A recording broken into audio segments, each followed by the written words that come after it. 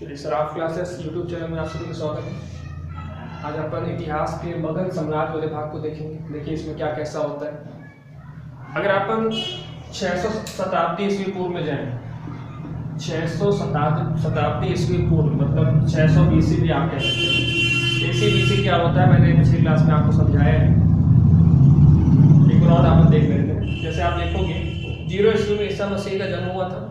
इस 0 ईस्वी से अपन आगे जाएंगे। एक AC आता है, 2 AC आता है, 3 AC आता है। इस तरह से अभी अपना 2020 AC चल रहा है। इसके बाद 2021 AC आएगा या ईस्वी आएगा। 0 ईस्वी के पहले आप आओगे तो 1 BC, 2 BC, 3 BC। लेकिन इसमें डिफरेंस ये होता है कि अपन AC में 1 से 2 में आएंगे, फिर 3 में, फिर 4 में, फिर 6 में, 2020 से 2021 में, 2022 में। लेकिन इसमें ऐसा नहीं होता। इसमें 3 में अपन 4 में नहीं आएंगे, 3 से 2 में आएंगे, फिर 1 में आएंगे, 0 में, मतलब इस तरह से में अपन आगे चलते हैं BC में। तो ये 600 शताब्दी ईस्वी पूर्व में पहले अपन इंडिया की बात करें तो उस समय कुल 16 महाजनपद रहे।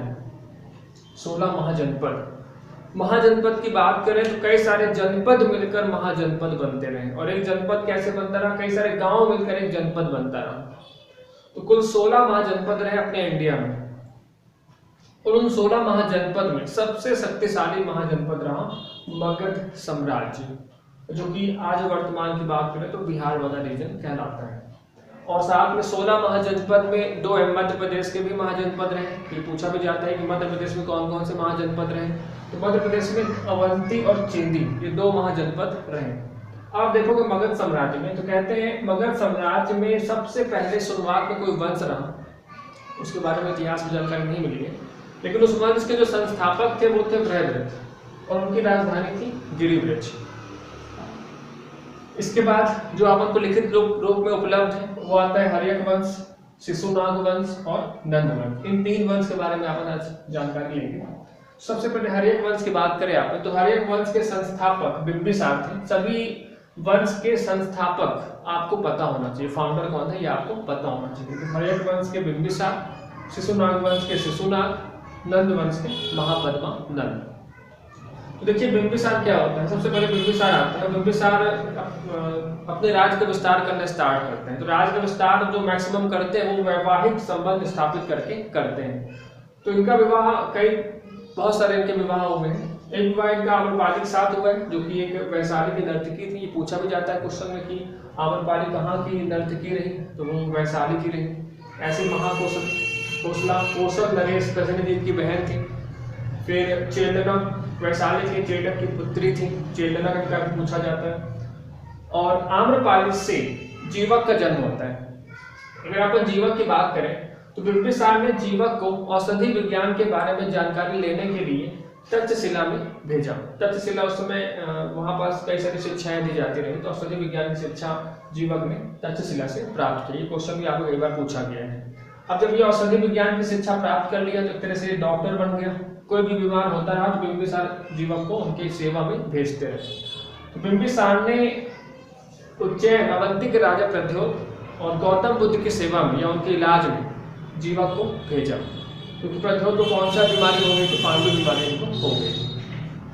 और अपन अगर गौतम बुद्ध की बात करें तो गौतम बुद्ध बिंबिसार के समकालीन और एक अच्छे मित्र थे गौतम बुद्ध के, बिंबिसार।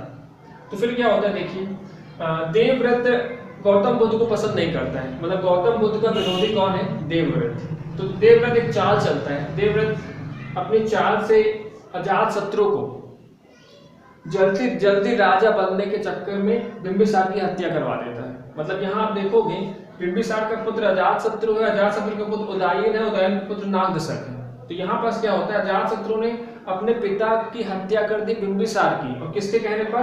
देवव्रत के कहने पर। क्यों? जल्दी राज्य पाने के चक्कर में। ऐसे ही फिर बाद में उदयन भी अजातशत्रु को मारता है। फिर नागदशक भी मतलब अपने पिता को यहाँ देखो मार रहे हैं। पहले अजातशत्रु ने अपने पिता को मारा, फिर उदयन ने भी अजातशत्रु को मारा, फिर नागदशक ने भी उदयन को मारा। इसलिए इस वंश का नाम भी एक और रखा गया, पितृहंता वंश। ये क्वेश्चन पूछा जाता है पितृहंता वंश किस वंश को कहा जाता है, तो हर्यक वंश को कहा जाता है।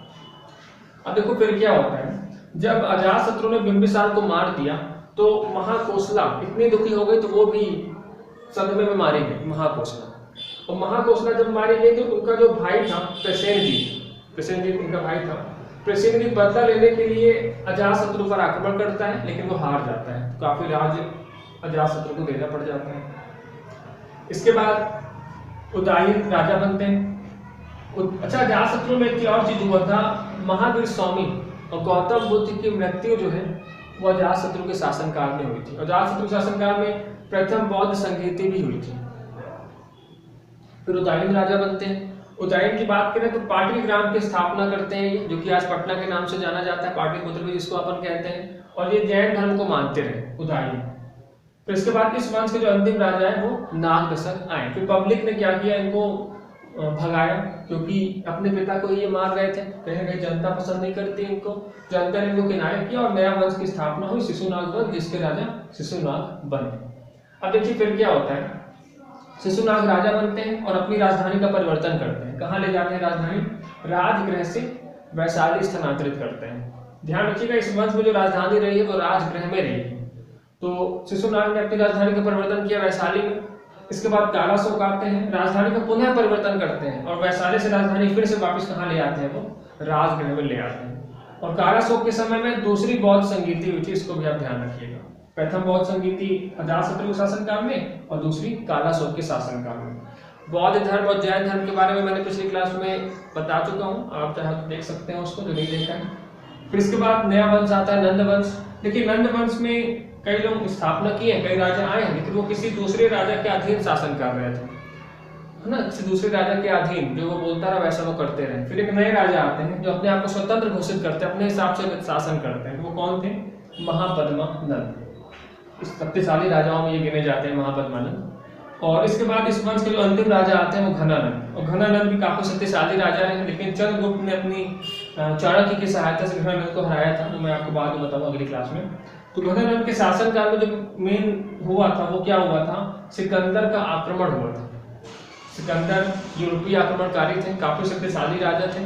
सिकंदर महान अपन पढ़ते भी कई समय से पढ़ते आ रहे हैं।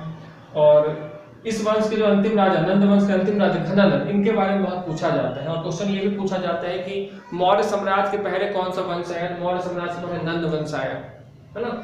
ये नंद वंश, शिशुनाग वंश क्रम भी आपको पता होना चाहिए कि पहले हर्यक वंश आया, फिर शिशुनाग वंश, फिर नंद वंश आता है। ठीक है, ये तो कुछ मेन पॉइंट हो गए। अगर पसंद आया होगा तो इसको सब्सक्राइब करिए, आप अपने दोस्तों शेयर भी करिएगा। Thank you.